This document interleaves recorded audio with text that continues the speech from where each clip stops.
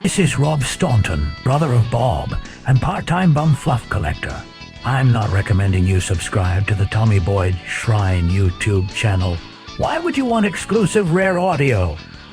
Push off, you jumped-up lefties. Don't subscribe. The following show asks, why do the French celebrate the extermination of an entire class?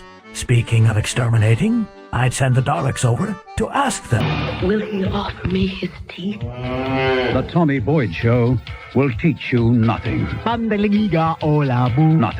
Always read the label. Nothing but iniquity and wickedness. If you really bug me, then I'll say goodbye.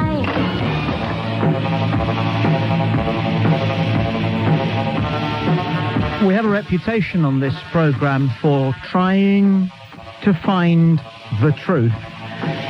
But you can't find the truth unless you ask real questions.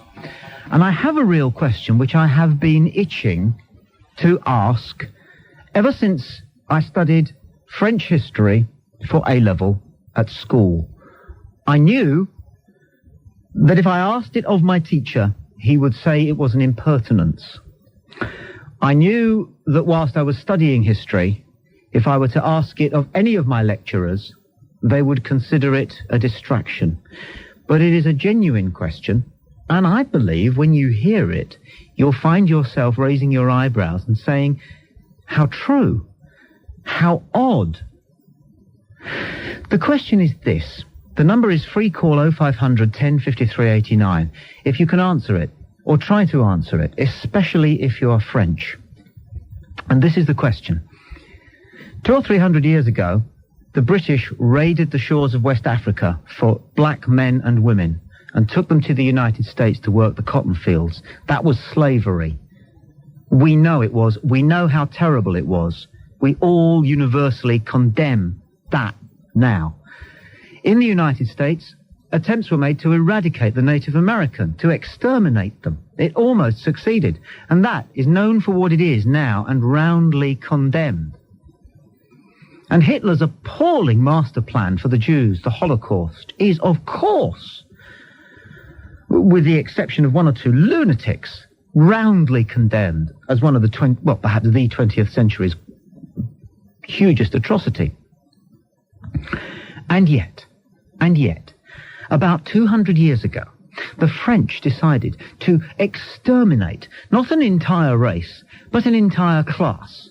An entire class of people, regardless of what they had or had not done, because they were of a different class from those who had decided to take over the country.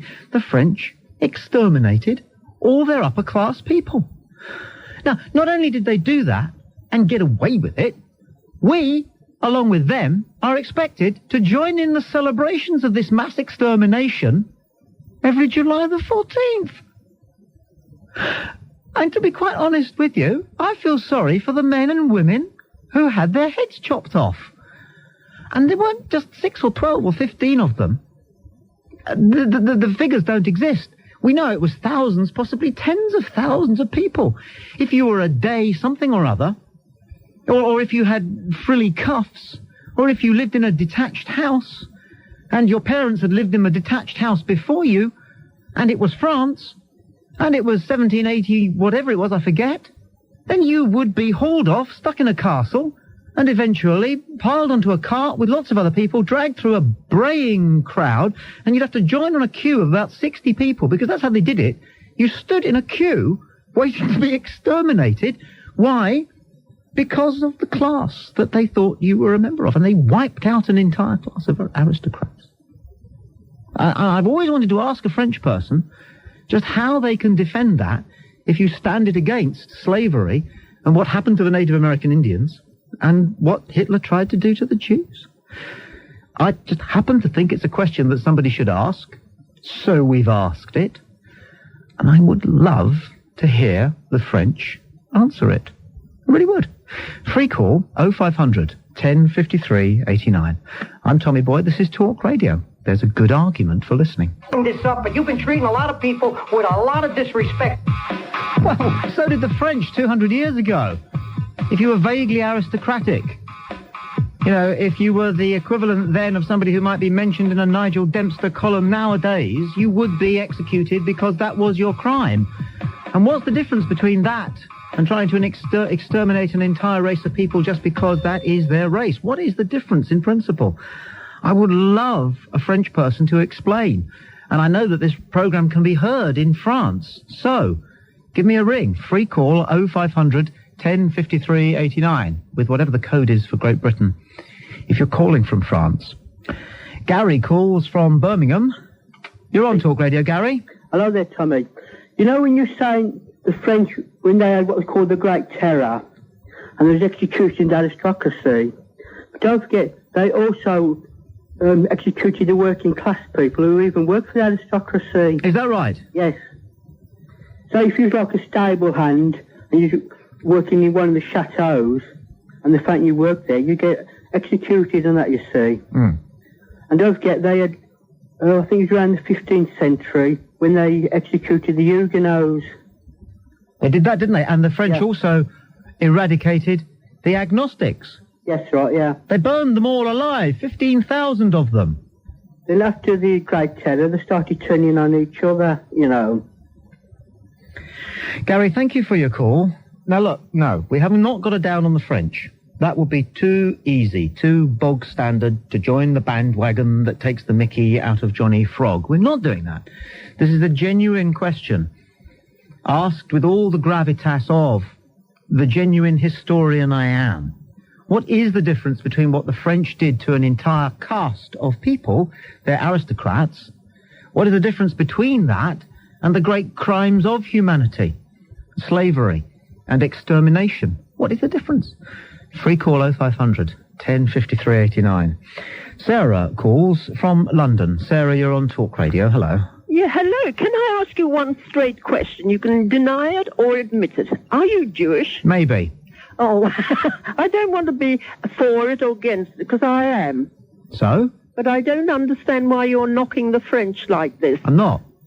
Well, to me, the French and the Germans are the greatest two countries in Europe at the moment, whether we like it or not. But that doesn't answer the question. What's the difference between what the French did to an entire... Well, we did terrible things in this country, too. Well, we can talk about that another time, can't we? Are you able to answer a straight question with a straight answer like I did? Well, you're denying that we didn't do it, too. No, I'm not. I'm asking what's the difference between the French Revolution and slavery or extermination? Well, I can tell you, you said you're Jewish, and so am I. We also called tremendous slavery, particularly in Poland. No, darling, please, concentrate. I'm asking a question. I am asking a simple question. Look, let me ask you a question. What is your height? 5'8". Now, try this with the next question, i.e. an answer. What is the difference in principle between what the French did to an entire class of people and what, for example, Hitler tried to do to an entire race of people? Well, there is a thing. If you look at both of them, there was a reason behind it. Yes, I'm asking massacres before. Yes, I'm asking what's the difference. You're helping me by saying there are similarities. Yes, they are the same. Now, you're knocking the French. No, I'm not knocking the modern French. You're putting them in the same boat as Hitler. No, this is... Because they celebrate what they did 200 years ago today. Don't we do it in England too? We don't celebrate any mass exterminations. No, you fool. Oh, we have done them in a different way in other people's Yes, but they're not public holidays. Huh? They're not public holidays. Oh, no, I give you that. You're right on that. We don't celebrate them as a public holiday. Okay. Which I think is wrong to do. Well, whatever. You've discovered a question, haven't you? I've what? A big question. Yes. Yes. What's your question? Oh, God. Sarah, free call 0500 1053 89.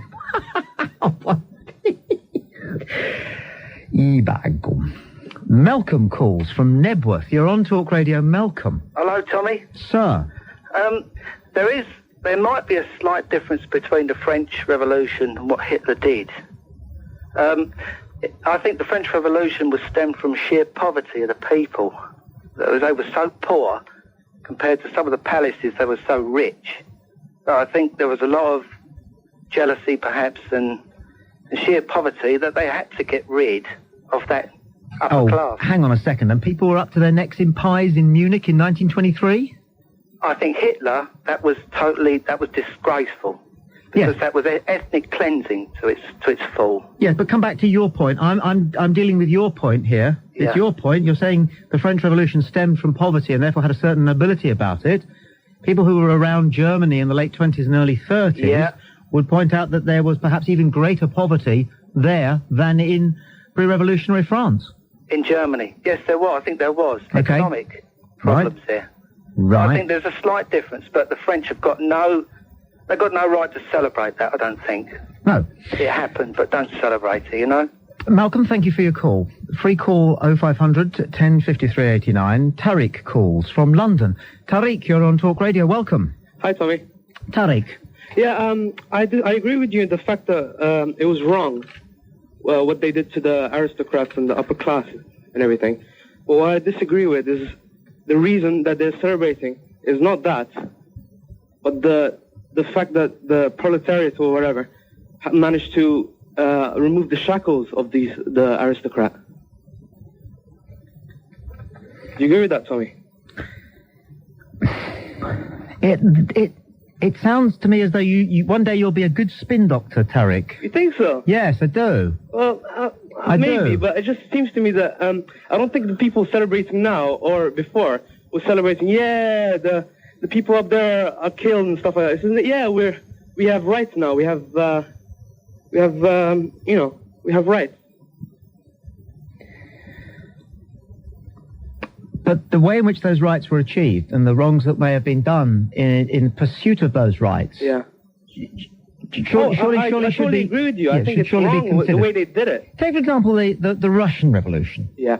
Now, I've met politicians, Yeah. I've met chairmen of the Conservative Party who have taken me to task for not roundly condemning the Soviet Union at every opportunity when broadcasting, because at the time of the Bolshevik Revolution, 4 or 5 imperial heads of state were executed along with their children. An atrocity for sure. Mm-hmm.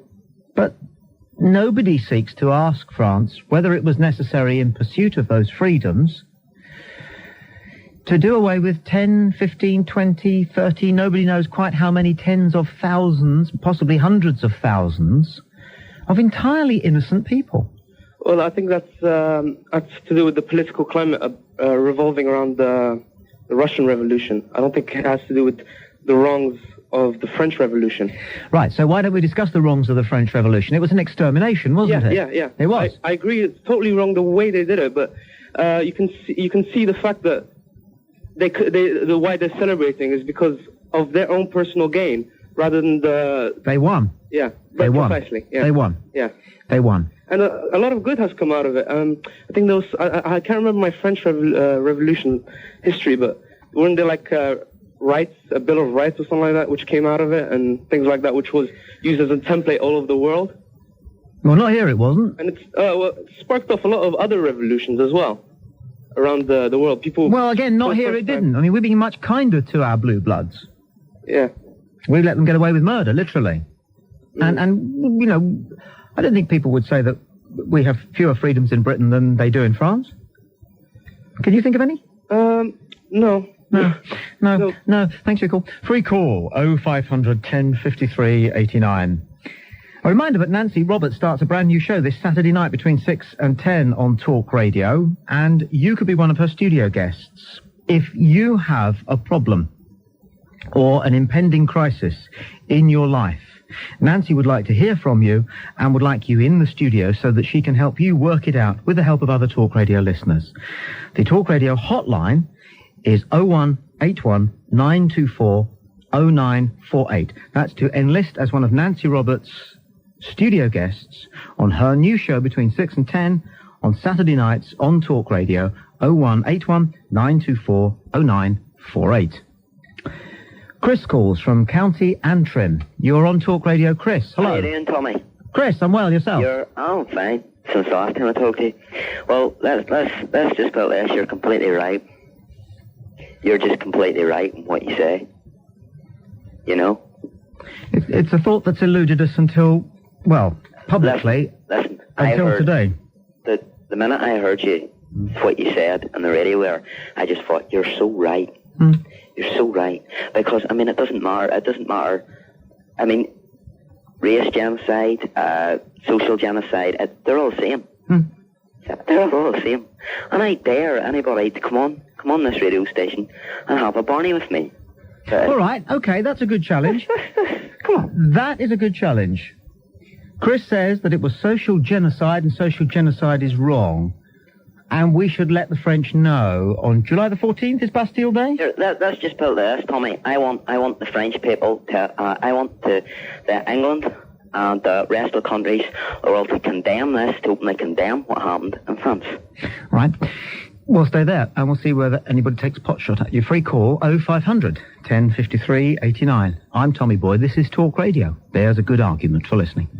Hi. Free call 0500 1053 89. What is the difference between what the French did in the course of their revolution and slavery and extermination and genocide, which everybody else owns up to and says, sorry, we was wrong? They have a public holiday. Carol calls from Milton Keynes. Carol, you're on Talk Radio. Hello? Hi. Carol? Bonjour. Ça va? Ça va bien, et vous? Are you French? No. No. No, born and bred in Yorkshire. Tommy, I think you're asking the wrong question when you say what's the difference. You have to understand the French. They need more bank holidays. Oh. Right? Why do they need more bank holidays, Tommy? Tell me. Because they've only got 3 things in life that they love. That's eating, drinking, and sex. Okay? So they find any excuse to create another bank holiday, and if that means killing off the whole cast of the population, then it's worth it. All right, Carol, thank you for your call. Free call 0500 1053 89. Betty calls from North London. Betty, you're on Talk Radio. Hello. I love the last speaker. Yeah. My answer to your question is that racial hatred is politically incorrect, but class hatred is not politically incorrect because it's the basis of socialism. There. I abhor hatred of any sort, and I don't think it should be promoted through politics or anything else. So we should be asking the French to tone down their celebration of Bastille Day? No, I don't think it's anything to do with us. Yes, it is. Why? Well, because they're our neighbours, for goodness sake. So our what? What do you mean, do what they like, live and let live. Well, you don't say that about your neighbours when they start on their ghetto blaster at 2 in the morning? Well, no, but they No. don't do it every day. Ah, but you see my point. What's your point? They are our neighbours. Well, You've they're got to keep across an- the channel. You've I got know to- you can interfere in inside governmental things. You know, you can't interfere in other states. All that is necessary for evil to triumph, Betty, is for good men to do nothing. Mm-hmm. Or to disguise it under a political party. I don't understand what you mean. I'm saying that class hatred is the basis of socialism. Well, maybe, maybe not. I mean, that's a long conversation, isn't it? I'm just Well, worried. it's a long conversation, but it's the root of what you're talking about. I'm not talking about in anything. I'm asking a question, and you've sort of answered it. Yes, I said one is politically correct, the other isn't. Right. So does that render it acceptable what they did to their aristocrats? Well, it 200 has years? to be, because it's politically correct. I don't know whether this is you talking or whether you're pretending to be the voice of reason. Well, I'm the voice of the circumstances at the moment. Well, how about being the voice? How about being the voice of Betty? Pardon? How about being the voice of Betty? Well, as I said to you, I think all hatred promoted for gain is wrong. I think hatred is wrong anyway. You should try and avoid it, not promote it. So what the French did in 1780, whatever it was wrong. Of course it was wrong, according to me. But, I mean, is there such a thing as right and wrong? It's according to the political climate of the time. Don't start one of those. You're like those callers who ring up and say you're generalising when you say things like big people should be asked to pay more on the planes, you know. Well, if they take up more room, why shouldn't they? Well, exactly. That's how the game works. Mhm. Yeah. Yes. Thank you for your call. Right. Yeah. Oh, right. Free call 0500 1053 89. Tony calls, and he calls from Nottingham. Tony, welcome to Talk Radio. Hello, Tommy. Hello. Tony. Yeah, just, I don't know if any of your listeners can help me out on this one, but I read once, I'm not sure if this is true or not, though, that the guillotine isn't actually instantaneous. And when they're actually holding these heads up, what happens is, you know, the oxygen is still in your brain for sort of a few seconds. And they used to actually be mouthing things. They couldn't actually say anything because they didn't have any vocal cords, obviously. And they'd actually be sort of, you know, looking around and mouthing things while the crowd was sort of baying on. I just wondered if there was any truth in that, or if it was one of these sort of one of these myths that had sort of been built up. Well, although people do come back from the dead, It tends, or at least has not been reported in the case of somebody who's been beheaded. So we're never going to know, are we, really? Well, it's true. It's just, anecdotal sort of evidence of people at the time that are actually mentioning that, But look, a massacre, genocide is genocide, whatever method you use. One celebration we have, though, we celebrate Guy Fawkes, which is the horrible burning of somebody who was, I think he was actually tortured as well for about a month or something in the Tower of London. Yeah, but he was tortured and killed because he was Guy Fawkes and because of what he was done, not because of either his class or his race. Well, I mean, that's, he was also tortured no, you can't say that's an example to others, though, wasn't he? Yeah, but that's not a minor point. He was convicted of a crime, which was actually a heinous crime. Well, yeah, potentially it would have been, yeah. Yeah. Yeah. So your problem with Guy Fawkes, yeah. But it's still not a very nice celebration, is it? I mean, it's not something, you want to sort of, celebrate. Really, well, no, and to be fair to the French, what they celebrate... I mean, these things get a bit sort of, the mists of time cloud things, don't they? Well, I'm sure the French don't all go out and celebrate Bastille Day thinking... They bloody do. Oh, excuse me. They don't have effigies of sort of, excuse me.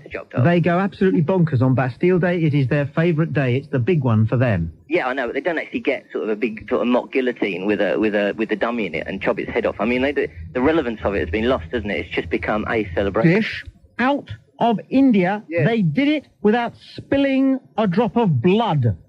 Well, more or less correct. How can you come on the radio and defend the French who achieved less and spilt a damn sight more? Because 200 years earlier, there was more ignorance and less access to arms. These people had nothing. In India in 1947, 48, there was more diplomacy, a different era. This is no argument, Raj. Come on, catch up with me. The Indians didn't have a single Swiss Army knife to get rid of the British. They didn't need one. Also, just after Second World War, there was enough bloodshed. Everything was being more diplomatic, which is a humane, proper, correct way to do things. But what a mishmash. What an absolute mishmash. Kate calls from Leicester. Look, I'm asking a serious question. Is there not a French person who wants to try and answer it? What is the difference between what the French did to an entire social class in 1789 and what the Americans almost achieved with the native Americans a couple of hundred years ago? The difference is that the Americans are contrite about what they did to the Sioux and the Cherokee. The French, they're up and down the Champs-Élysées, giving it a knees up every July the 14th. Only asking, what's the difference? Kate calls from Leicester. You're on Talk Radio, Kate. Why are you picking on the French? Well, because nobody else exterminated an entire social class. I think you find that they did. Who? I think the only reason that you're picking on the French is that they just won the World Cup. You're annoyed at that. Who? Who else eradicated an entire social class? The Germans. Which? Class. Which? Answer my question. Are you annoyed that the only reason you're picking on the French is that they have won the World Cup? Which class did the Germans annihilate? Answer my question. Which class did the Germans annihilate? This is feeble stuff. You're accusing me of. You're accusing me of I want to know why tabloid mentality. Suddenly you're choosing to pick on the French. I'm asking a question. Can you answer it? I'm asking a question. Can you answer that? I have. I think we ought to finish this now. Nice call, Kate. Do ring again sometime. People say to me, sometimes you don't get as many women on the radio as you do on the men on your show. I wonder why sometimes.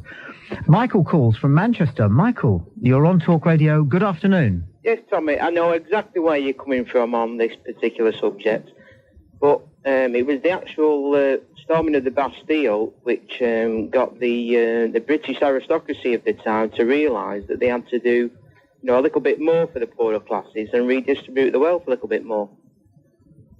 No, I'm not coming from there, actually.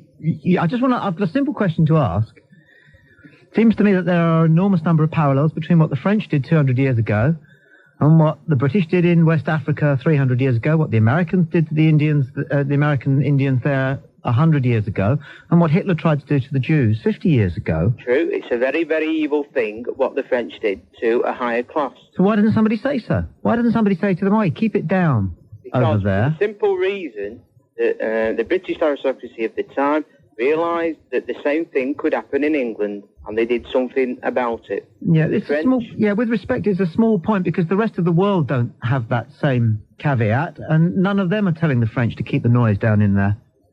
Quite true. But having said that, my point is that the fact that the British... Don't say it. Don't say it the third time. We got it the first two times. Okay. Thank you for your call. Free call 0500 1053 89. John calls from Manchester. John, you're on Talk Radio. Hello, Tom. Hi. Tom, I think you're coming at this from the wrong angle. We should look at them as what they were, two opposing armies. One won the earlier battles, the aristocracy, and later the war was won by the poorer army, basically. I mean, the Bastille had killed tens of thousands for years in the Bastille. That was the aristocracy's major battle wins. But then they lost the war. And so now the winning army celebrates the victory, the way winning armies always do. Well, that obviously is true, and as far as I'm concerned, you've probably hit the nail on the head. The reason the French are allowed to celebrate what they did 200 years ago is because the people who won, or the descendants of the people who won, are still in power. Yeah. So it rather chills you, doesn't it, to realise how we in this country would feel about the Jews who no longer exist if Hitler had been successful in the 1940s. It does, no doubt, we would have gone along with that line of thinking. We'd have been celebrating Auschwitz Day or something bizarre. Yeah, you know? Certainly would. Well, yeah. John, thank you for your call. Bye. Free call 0500 1053 89. Wendy calls from Cheshire. Hello. Wendy, welcome to Talk Radio. Hello. Hi, Tommy. Love your show. Thank you. I think you're wrong about Guy Fawkes. Guy Fawkes was a Catholic, and he was just the tip of the iceberg. He was, I know he tried to, he had his gunpowder plot, but he was a Catholic protesting about people forced to be Protestant. Now, Protestants are still in power in this country, and that's why we're still celebrating it. He was the tip of the iceberg. There was millions of Catholics burned and tortured. Come on, be truthful. Yes, and we condemn that because we know that No, we don't condemn it. We celebrate it November the 5th. No, darling, nobody goes out into the back garden, lets off a Roman candle because they're pleased that Catholics are under the thumb. Get real. People celebrate... No, come on, that is what we're celebrating. It Catholics isn't. under the thumb. No, it Come isn't. on. No, it isn't. This is... Yeah. No, look... It is in reality. Oh, it is not in reality. It's a nice try. It's an attempt to make a fist of it. I'm worried about the women who call this programme. It's a good attempt to make a fist of it, but not a terribly good attempt to make a fist of it, because you know that we don't go into the garden and fire off rockets because of any kind of strife, religious or social. Well, they're not celebrating Bastille Day, other than it gives them a day off and they're celebrating. They're not really doing it because of all the murders that are committed, you know that. The thing is, all these things are forgotten. Now, those Orange men, they should remember that William of Orange has been dead 300 years. Now, this is a nice one. This is good stuff. Keep going. 300 years. You had that priest, high up Protestant, telling us the other week, forget Diana, she's been dead a year. Why isn't he telling those idiots in Ireland to forget William of Orange? He's been dead 300 years. Yeah? Wendy, thanks for your call. Do you think we should be letting the French know that we didn't really approve of all of that extermination, that programme of extermination? Say it again. Oh, she's gone. It's a shame. George calls from Edinburgh. George, you're on Talk Radio. Hi. George. It happened for always, Tommy. I mean, come on. The English have done it to the Scots for years. Edward the Confessor, he tore the Scottish place to pieces and killed everybody. Here we go. Here we go. No, you're not on. The obsessive, bekilted brigade that no matter what the topic of conversation, they want to bring it back to Braveheart, whatever it is. Not at all. I bet you I could start a conversation about woodwork and you could bring it back to Braveheart. Of course you could. Yeah, it's of course part of your national anthem. You're a bit obsessed, aren't you, really? Yeah, not really. I'm not an obsessive person at all, but it's just that you're going the wrong way. Not going the wrong way at all. Yeah. No, wait a second. Right? Look, let's do a deal here. Maybe. Okay. I'm going to England for my holidays, so it's okay. Answer me a question. Right. Have you ever heard anybody discussing what you want to discuss on the radio before? No. Is that right? That was a lie, wasn't it? Yeah, it was a little bit. Okay. Now answer me another question. Have you ever heard anybody ask the question that's been asked on this radio station this afternoon before? No. Okay. Bye-bye. That was plaintive, wasn't it? Why hasn't it been asked? Why hasn't it been asked? Why hasn't there been an 8-page pull-out in one of the colour supplements asking France about this extraordinary crime of theirs, if it was a crime? How many innocent people had their heads chopped off, standing there trembling at the steps of those guillotines in their tens of thousands, just because their father's father's father's father's father was clever enough to build a chateau instead of a mud hut? Gary calls from Suffolk. You're on Talk Radio, Gary. Oh, hello there, Tommy. Gary. Yeah, Oliver Cromwell did it in England, and the French people gave France back to themselves, and I think I can basically rest my case there, can't I? You could, if anybody, including yourself, understood what it was. Well, would you like to go around the houses one more time? Well, no. I mean, Oliver Cromwell did it in this country. Then what is this it again? Well, no, this they gave basically the democracy, which I believe you were speaking about the other day, talking about how the Americans were. No, if you're in darling, America, we're talking about genocide. We're talking about extermination. We're talking about extermination. We're not talking about achieving democracy. I'm not talking about extermination. I am, because that's what's on the table, and it's my show. I know it's your show. It was Tommy, genocide. But it's my phone call and it's my phone bill. It's not. I'm paying for it. You could have fooled me. 0500 is a free call number. Oh, bloody hell. Have you got anything right in the last 5 minutes? Yes. Which? Well, where do you want me to start? Tommy? Oliver Cromwell. Yeah. Fine. All you have to do is tell me. All you have to do is tell me who France back. Who was the victim of Oliver Cromwell's genocide? See you, Tommy. You see, I don't know what it is. Some people would rather stick to their prejudice than even hear a new question. And as for all the French people who have been prepared to call in and defend the Bastille Day... Oh, wait a second. Catherine shall jump the queue, calling from Dunstable. Catherine, bonjour. Bonjour, ça va? Ça va bien? Thank you. Can you explain? Right, it's not a question of explaining. We celebrate the 14th of July. You've got to remember that beforehand, we had lots of famines in France. The peasants, which was the majority of the people... Whichever ape it was we evolved from, and they're still not sure whether it was the gorilla, the orang-utan of Borneo, who is endangered, or the chimpanzee. But there must have been a time when some of those apes looked at the others of the same species and said, we are not quite like them anymore. They are not quite keeping up with us anymore. We'd better go and live in another part of the forest, on the ground, in caves, with tools, communicating with each other. But it's happening again. And I think because we are now intelligent, we should give the lower orders, the lesser of our species, an opportunity to come with us if they want to. So it is the hand of friendship that's being held out today by townies to country bumpkins. Come and join us and skip with us in the fields of the future. Free call 0500 1053 89. I'm Tommy Boyd. This is Talk Radio. There's a good argument for listening. Future of Radio. The Tommy Boyd Show. Ho, ho, ho.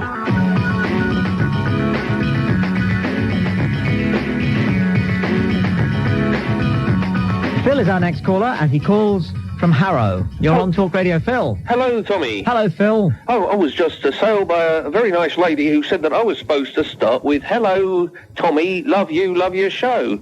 Goodness knows why she said that, but might be the truth. Well, the second part, anyway.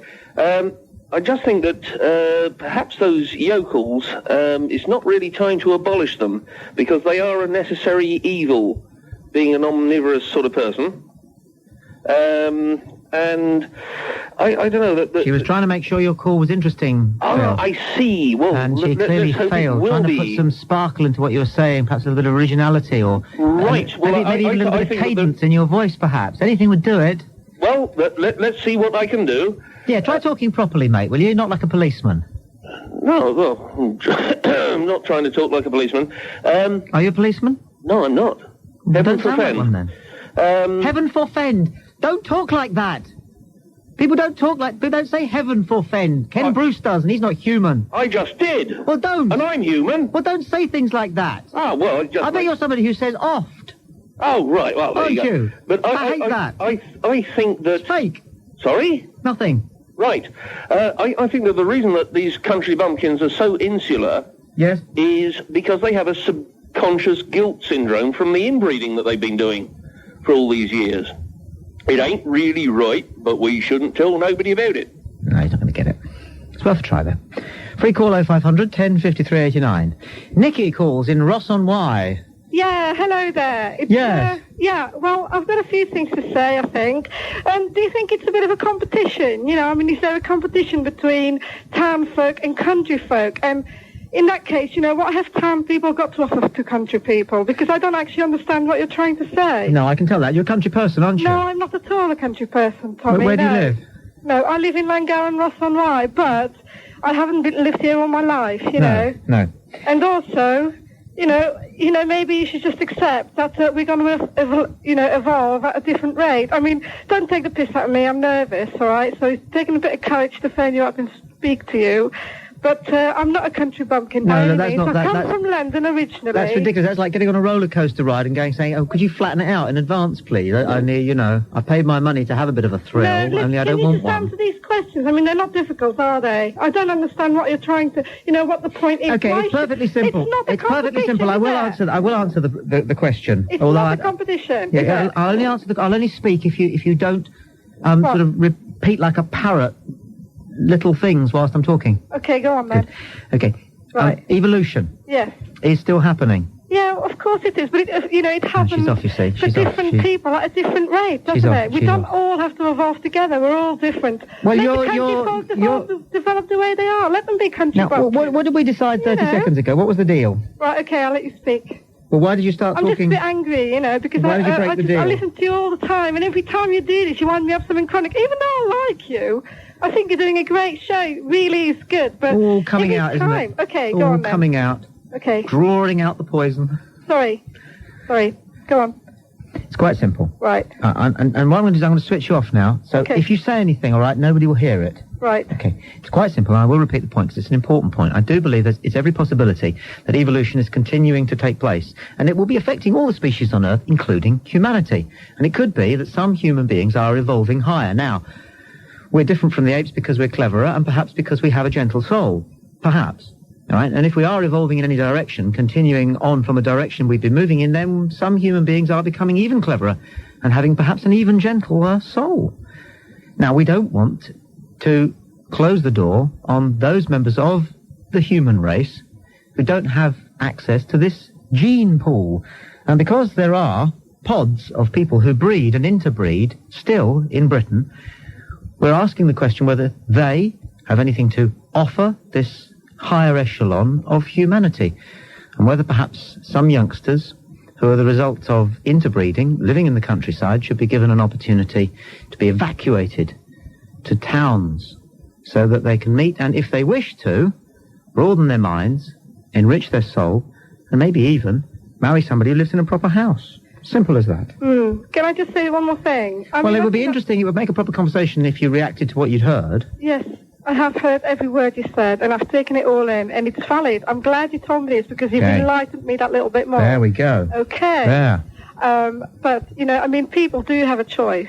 Well, we know, but do they know that? Do they know that in the countryside? Well, maybe not. No. They maybe do need a little bit more information on the choices available to them. You meet people in villages who've never been to the next village. Yes, I suppose. Yeah, you do. I suppose that's true, but maybe I don't think. I think in a way you're fighting a losing battle. Well, no, but it's a noble one. There's nothing wrong with a lost cause. It's quite magnificent. It's not a lost cause, not at all. But you are right. Well, you just said it was a losing battle. What's the difference? Well, no. It's a losing battle for some. Oh, right. It's a winning battle for others. Okay. That's what I'm trying to say. And you say it so well. If you are, if you think townsfolk are evolving that much higher, maybe that is also, the battle of a human race. Yes. And maybe, do you see what I'm saying to me? Loud and clear. Right. I'm glad you called. Right, okay. Thank you. It's been a pleasure talking to you. I've wanted to for ages, and I'm glad I finally got the guts to do it. I will hug the last 5 minutes to my breast for the rest of my time on this planet, Nikki. Oh, thank you. Bye-bye. What a nice woman. Free call, 0500 10 53 89. The wonderful hour starts at 3. But until then, we continue our analysis of the nation's yokels. I'm Tommy Boyd. This is Talk Radio. There's a good argument for listening. It's the Dixon's Price Check Report. Talk Radio. Chris calls from Exeter. Chris, you're on Talk Radio. Hello, Tommy. Yokel. Hello. If the countryside's so strange, why do townspeople move down here then? Nobody's saying the countryside's strange, just it's country full of people. strange people. Yes, Well, you're a townsperson. You moved to the country. Why did you move to the country? for the Is it full of- countryside. If it was full of strange people, why move there? They don't affect me. I'm not going to breed with them, Chris. This is my point. I'm not going to breed with country people. Yeah, but we're a fine race of people. No. Are you a country folk? Yeah, I live in Devon. Are you a yokel? Well, I live in the country. Yeah, I live in Are Devon. you a bumpkin? I wouldn't class myself as a country bumpkin. No, and I wouldn't class lots of Devon people as Why were you country so bumpkins. slow getting to the phone and speaking to me after I said your name? It went all crackly. That's the pace you talk at. No. They say the pace is slower in the country. Rubbish. It is. You can't deny that. Conversation is slower. No, and it's more. not. Yes, it is. No, it's not. You And moved, more you moved adult. to the country, so you must obviously like the pace of life down there. No, I haven't. I moved the country actually to get away from the asthma. Because the town's the smog. polluted, so the country's much nicer. It's much Yes. nicer pace. Yes. And your point about food, you know, you were saying about sort of food, not, you know, we're trying to genetically modify and it's the country people's fault. No, I didn't say that, you Did see. you? No. You really don't concentrate, do you? Look, you don't listen to what's being said. You're like the Irish. You're just rehearsing what you're going to say next. No, I'm not. Yes, you are. Well, the point I was going to say was that an organic farmer in Devon was, he tried to make sure that his organic farm could stay organic, but the High Court refused a ban on a government-led investigation into genetic modified food. And they were going to do it in the field next to him, so he'll lose his license. Yeah, the point we're making is that perhaps genetic engineering shouldn't take place because we worry about the people who That's what he live in was the trying to countryside. stop. Yes. And that was a country person trying to stop it, Yes. and he wasn't allowed to by townspeople. Oh, you fool. You are so hopeless, Chris. That's why we're worried about you, because of what's happening to you in the countryside. Well, it's not our fault. No, I'm not saying it is, but it's happening to you. You're the victim, and we're worried about you. Don't you understand? We understand. Good. We care about you. We worry about you. But why would you want to evacuate us all to the city as well? Evacuate young people to the city. So that we can correct your arrested development. But the cities are already clogged up. Why clog them up more with more people? Well, we'd have to make them a bit bigger, wouldn't we? In any case... And that means taking over more of the country with cities. No, there are lots of inner city areas which are mere shells where country folk could live. In peace and harmony. They'd love it. Yes. Well, whether they'd love it or not, it would do them good. It wouldn't do them good because you moved to the country to get away from the towns thing because it was bad for you. It was But the bad, reason bad for people's health. So why inflict that on other Because people? the reason I'm cleverer than you and deeper than you and have a richer soul than you is because I started my life surrounded by concrete. And you moved to the country to get away from all that. Now, what time's that supposed to be? I know. The clock's fast. It's fast? It is. Well, what time's it supposed to be saying then? 3 o'clock? Yeah, it is. I know it's only 5 to 3. Haven't got But a I clue, made have sure you? we get there on time. Haven't got a clue, have you, eh? You wouldn't be allowed to do that in Basildon. Why not? Have a clock that chimes at 5 to 3. Why not? Now, people will gossip about that. And make sure we get to places on time so we can't be slow. Do you care about the time, you lot? Yes, You do? I do. You do. That's why you have a clock that strikes 3 o'clock at 5. I'm never late, though. Well, you were late to the phone when I spoke to you. That's because it made a funny noise. That was townspeople's fault. Yeah, it was a good Technology. try, Chris. It was a good try, but you can, you can see the temperature of this thing, can't you? Maybe. Free call 0500 10 53 89. Let's go conference. Let's have Kay. And Kay's calling from London, and Sherry is calling from High Wycombe. Hello. Hello, Kay. Hi. What's your point on this one? Well, I'm originally from North Wales, and from the interbreeding point of view, I completely agree, because I can think of all my school friends from primary school and in secondary school. They all went on to marry boys within the schools. And I left home about 17, and I was always seen as a bit of a black sheep. I wanted more. That I couldn't be bothered with the mobile library coming round every 2 weeks and all that type of stuff. And I moved to London. Oh, I went to France first, and then I moved to London. I think it's great. I've got this culture. There's the theatre. There's people with lots of ideas, which I fit into. Whenever I go home, I feel like I have to watch what I'm saying all the time, or keep my conversation very limited to suit what they are. This is the way to go. Sherry, stay with us, Kay. Sherry in High Wycombe, what is your story?